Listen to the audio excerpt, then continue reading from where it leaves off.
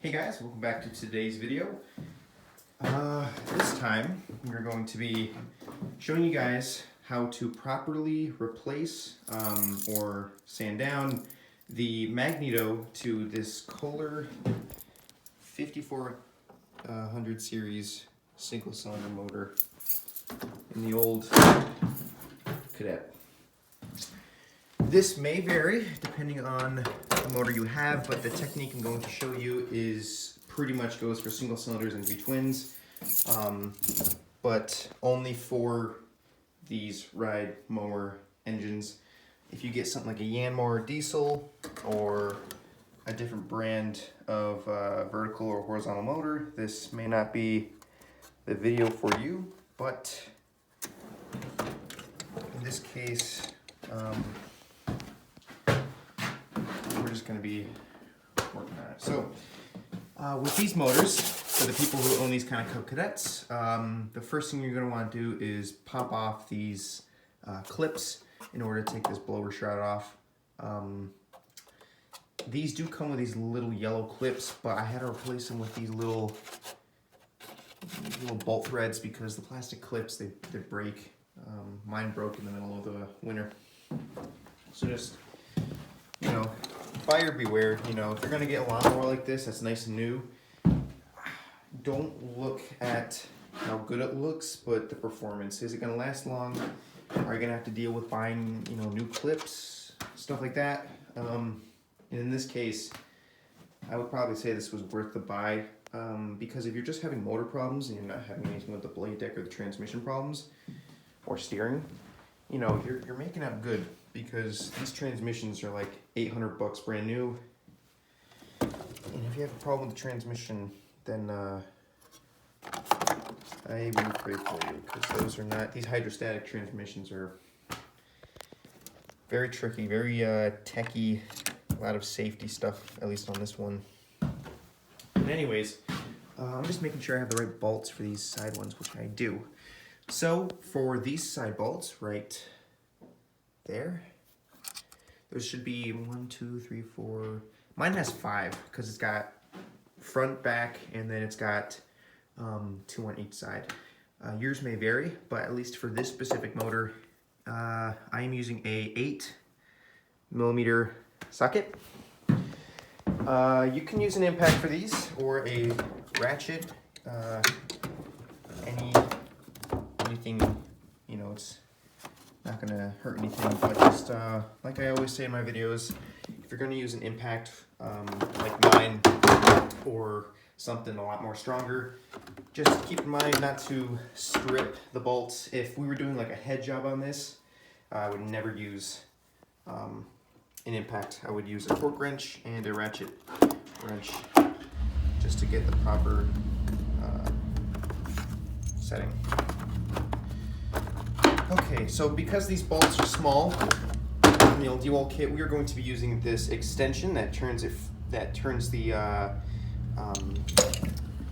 front of the impact from a 3/8 drive. I forgot what the name is for the small one. Leave it in the comments if you remember. I don't remember, but it basically makes it so it converts it from a big driver to a small driver, allowing you to access very small bolts. And then of course an extension. This is about a good 3-4 inches. I'm not a professional, don't take my word for it. But yeah, but whenever you go to take the Magneto off, and I'll show you why you never use an impact for the Magneto. They are the easiest things to strip. I've stripped so many of them. It's not even funny. Beautiful. You know, it might actually be a good idea to take the hood off. Yep. What is nice about the Cub Cadet is how easy it is to take the hood off. It's just kind of bend it forward and push up.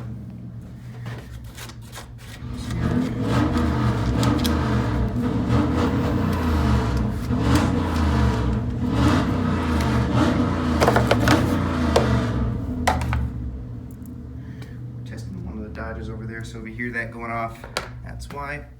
I do recommend a performance filter for these or something better than the stock, because a lot of debris tends to clog up the stock filters. Like this one, it ain't no K&N, but it's pretty good. I got this off of eBay for like 20 bucks. You know, it's not expensive, but you want to pay for quality, because if you get stuff that gets into this intake air tube and it gets in your carburetor, there's just countless amount of problems that can happen with it.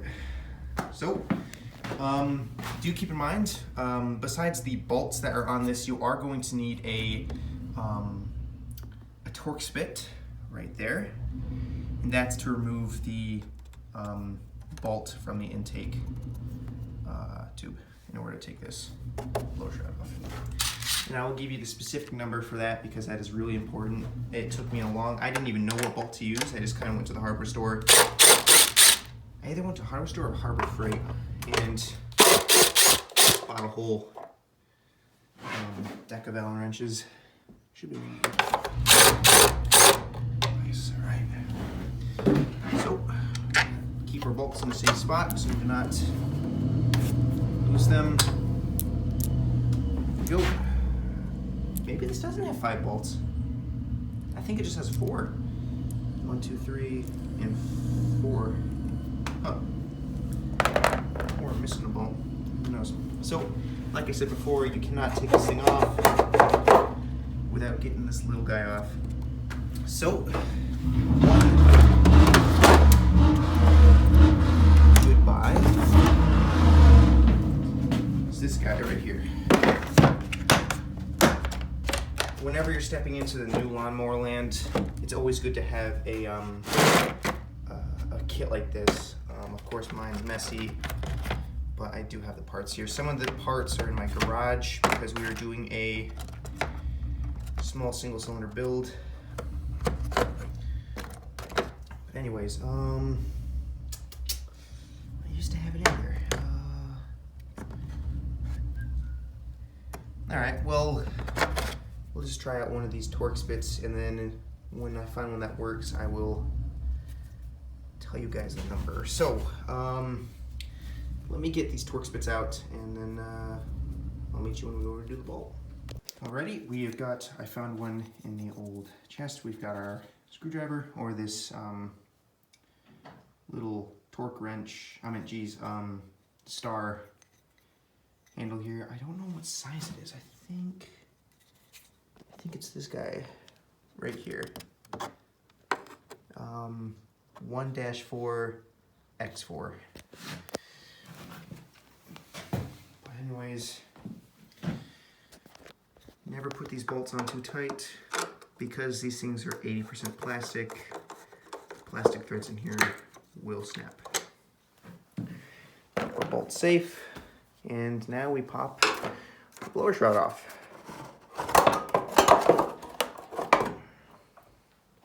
Nice and pretty.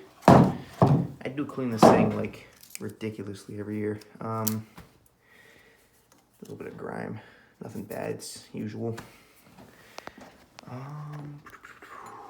There's the Magneto. You can see how rusty this gets over time.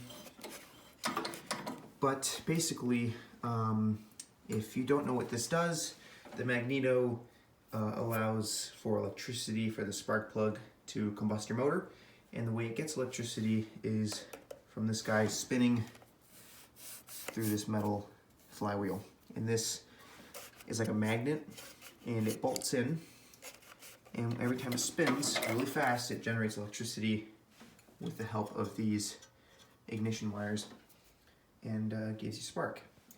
And the reason why you don't pack these down all the way is because they are very light thread. I don't know if they're coarse thread or something. I'm not a professional at thread, so I'm not the guy to, take my word for that, but they're very precious threads. Even on these motors, they're just very fragile and easy to break. So I do recommend using some sort of one of these handle wrenches, or a small, light socket wrench. Get our little tool kit. There's like $10 off of Scamazon. So, I mean, I wouldn't, if you want to go good with tools, don't get these. I just had some free cash and I thought, you know what, some tools would be nice, but tools are expensive. So there we go. So it looks like for this magneto bolt, it is going to be a 5/16, small socket, of course. And if you guys can do the math, take 5/16 and convert it into millimeters, and you should get an answer. So we're going to very lightly loosen this up. If I can even fit my thing in there, I might need a socket.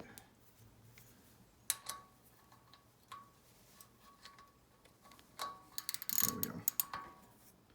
Very lightly loosen it up.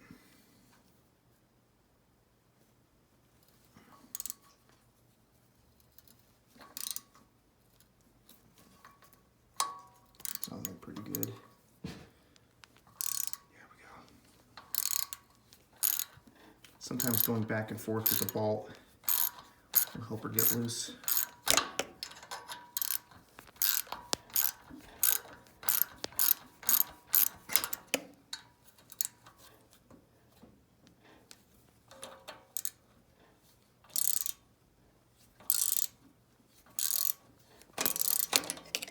See, we're getting loose there.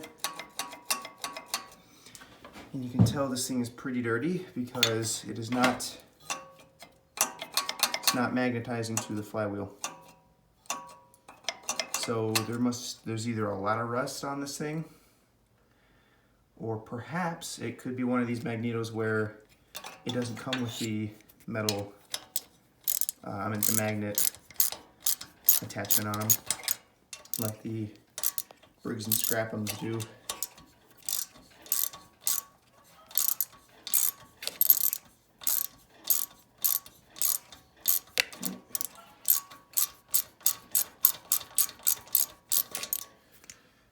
Okay.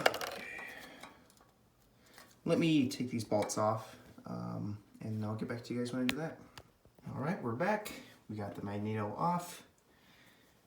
Here she is, pretty rusty. Definitely gotta get a wire brush or some sandpaper to that. Here are the bolts, looking pretty good.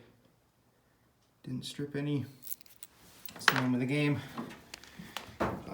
When I go to show you guys how to put these back on, I do recommend credit card length, or what's it called? Thousandths. I think it's something like 5 or 6 thousandths. For one of those metal measurement things. Don't quote me on it, I'll have to look at that. But credit card length seems to work with me. I should have some sandpaper in here. Sometimes if you don't have sandpaper, just rubbing it against your like cloth, sometimes that'll just I'm already taking it off already. That'll just take off some of that rust there. And basically, when you take the rust off of these, it allows for better spark. You can see our little boot. I can show you guys. It's hard to see, but it's very clean in there, which is very good. A lot of mice like to chew on these coil wires, so just keep an eye out for that. So let me just clean this up quickly and put it back. Right, and we're back. Got it nice and cleaned up. They don't have to be sparkly clean, but it was gritty before. Sometimes clumps of rust will start to build as water and corrosion gets on there, but as long as it's nice and smooth, and you can at least see some bare metal, you should be good to go. Like I said, I've already cleaned this. That's the only reason why I'm not going to clean it in this video. These don't have to be sparkly clean, just as long as they're smooth and there's some sort of bare metal. You can actually see some real nice bare metal right around here. but cleaning these out with sandpaper or a wire brush is not a bad idea. Like if your tractor starts to run weird because of spark, and it's not your magneto, always check to sand or wire brush this and your flywheel down, and this will enhance your spark performance. You know, it's also very good for, it's something I always like to do. And actually see it's starting to stick. These do have the metal magnets in them. It's weird. So, I will show you guys how to properly put these back on. Like I said, credit card length, or that's too thin. Ah, perfect. About that much thickness. It's just about credit card length. I don't know the thousandths feeler gauge. I really don't know. I should know, but I don't. Only because the feeler gauge that I had, I got off of Scamazon, and it broke within 2 days of use. Like, it was just, I was using it to do the valves on, I think it was this Cub Cadet actually, and went to go pull it out, came apart. I was shocked. And it was like 15 bucks. So be careful where you get your feeler gauges. Don't get them off of Scamazon unless you want to waste your money. So you are going to want to line up your bolt holes on both of these sides and press firmly against your credit card, or in this case our piece of paper here. Don't want it to be too thick, because if it's too thick of a gauge, it's going to push this magneto farther back, allowing not enough room for the magnets on the flywheel to touch, therefore no spark. So you want to make sure it's nice and good on there, and slowly start to thread in your bolts. Of course, there goes my ratchet. Slowly thread them in. If they don't thread in properly, take them out beforehand before you start tightening them like that. See how it's getting firm? Take it out, realign it, find the sweet spot. Look at that right there, sweet spot. These are very stiff threads because the motor gets hot, which makes the threads stiff. So breaking them will be very easy in cold, and especially if you just ran the motor. So you really want to be careful, and you really don't want to work on these when the motor's hot, because there is that threat or that factor that you will strip these bolts, even just trying to thread it in. I've had that happen to me countless of times. And finding the bolts for this specific magneto is tricky. I couldn't find them on eBay, Pro Parts Direct. They did have them at Skag Power Equipment, so I got lucky, but you always gotta be careful with these. So, as you will notice, the bolts do have these kind of slider holes in them, so you can kind of get the gauge of backwards and forwards. You want both of these sides to be even. If one side is sticking out and the other side sticking in, it's not allowing very good spark, and you will actually notice it starting to grind on the metal piece on the flywheel, which I will show you, and you will see it when you go to spin the motor over. So, actually I can show you right there. Look at that. Right there, that is your piece, your little magnet. And if that does not touch the magneto, you're good. If it's too far away, not too good. If it's too close and it's rubbing, take it out, do it again, find the right gauge for it. You can look up the manual for these to find the right thousandths on the fuel gauge. So you do have that, and these are very easy. I can actually leave you guys a link for this, for the manual on this, because it was really easy to find. So I will leave the link in the description for that, for those who want to do the job a different way. So, get our little ratchet right here, and slowly start to ratchet them in. Like I said, slowly. If you feel it getting tight, then back them out, set them in properly.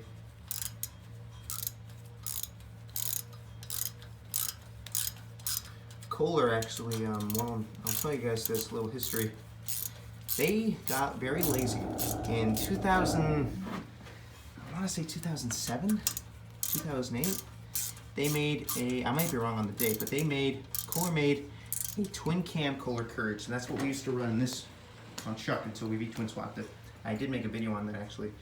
And they got lazy and they thought, instead of having the people do the valve job up here, let's put the valves up here. Not the valves, geez. We'll put the cams facing this way, right? And they made like a V-shaped valve job. And I was mistaken, I said the wrong thing, not the valves, the cams. Because usually you'd have to take the motor out, flip the motor over, take out the crankcase, like this right here. You'd have to take this out to access your cam. Well, Kohler got lazy and they thought, you know what, we'll put the cams right on top of the flywheel. What they didn't know was that while they put the twin cams on the top of the flywheel, they made this little gasket. It's kind of like this setup, but this isn't the same thing. It's basically the crankcase was on top to make it an easier accessible place to get your cam, and to also check your what's it called? I'll think of it. But basically, it's like this tiny little plastic gear. What they didn't think about was when they put the crankcase on, the gasket on the top was creating a lot of pressure. It was backing these bolts out every time the motor vibrated. So what do you think happened? The motor would back out, hit the teeth of the flywheel, and your motor is cooked. And you can actually see with this one, it's kind of the same thing, but the only difference is the bolts are farther out from the flywheel. But with the other twin cam Kohler Courages, they would be right underneath the flywheel. So when they backed out, whoop, killed your flywheel, killed your motor. And that's why a lot of people don't like the twin cam Courages, because they were not well made.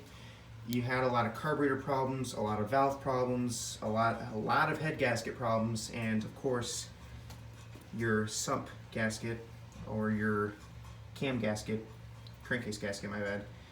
And so those motors require a lot of tender care. Like if I was to buy one brand new, I would have to check it every single time I went to go mow it. So a lot of people don't like those motors, and I don't blame them. It's just Kohler being lazy. But they, thank God, stopped doing that. But so just, if you're gonna buy a Kohler motor, think about the purchase you're getting. Like this one's a nice motor, but the parts on here are crazy expensive. Okay. I want to get them nice and snug. Don't tighten them down yet. And you can actually see it's uneven. This side's in, this side still wiggly. So we want to press firmly against it. And let me set the camera down so I can do this with two hands. This does require two hands.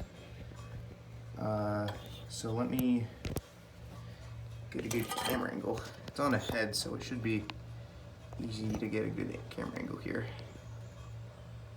Alrighty, so grab your two hands like that, press firmly against it, not too firm, just nice and snug. Let me try and get this here. Like I said, slowly tighten them up.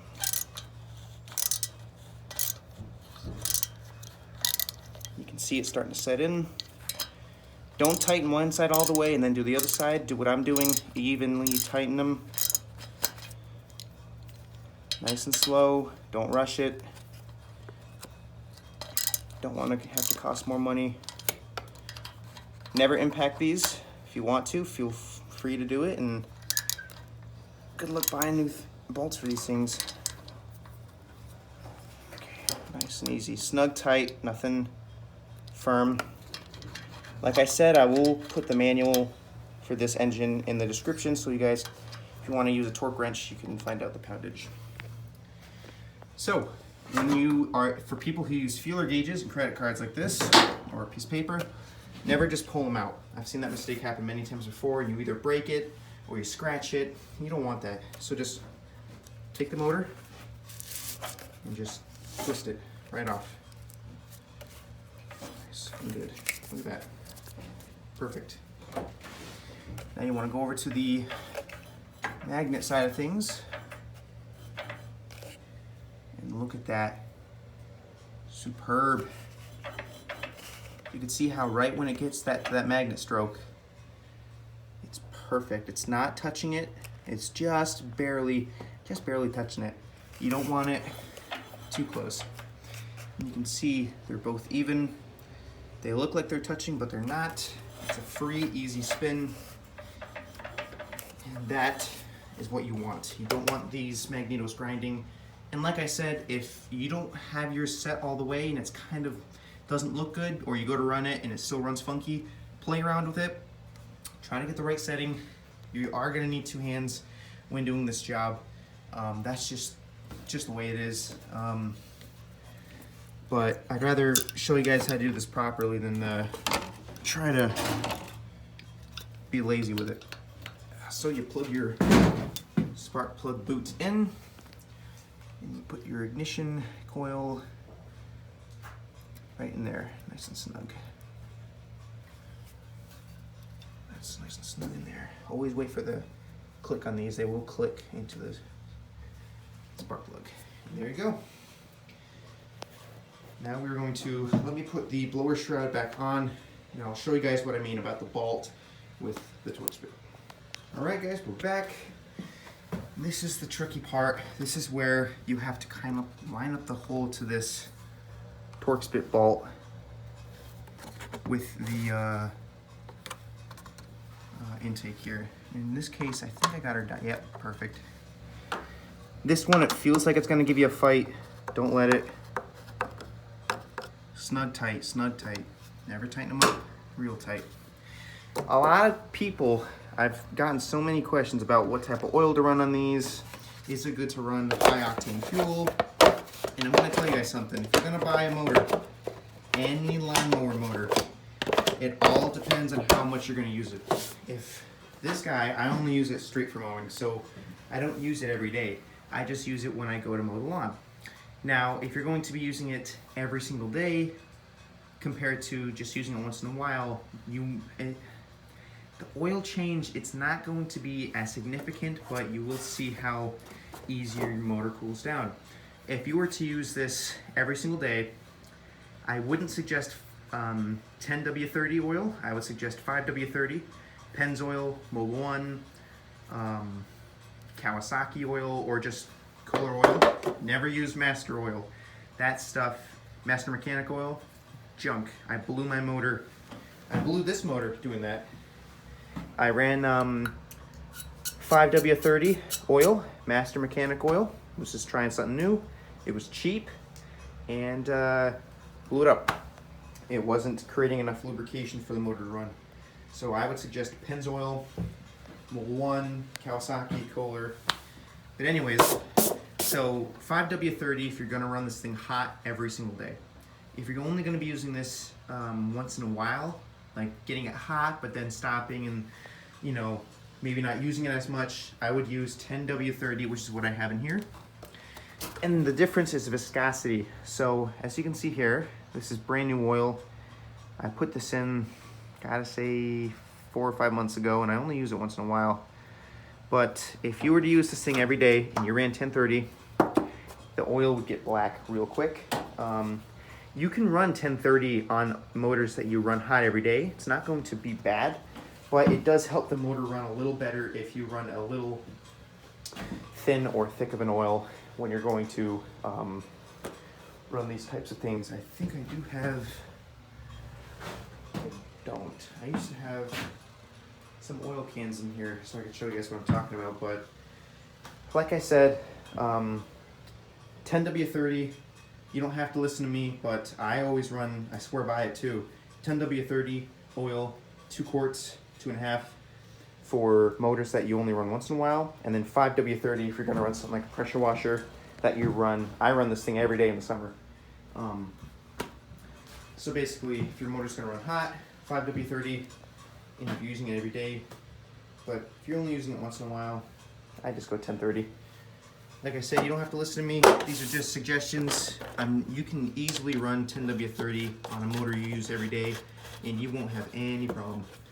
All the viscosity of it does from 5W30 to 10W30 is just, it helps the motor run a little better. But, come on. Here we go. But, you know, I'm sure whatever works for you is fine. As far as fuel goes,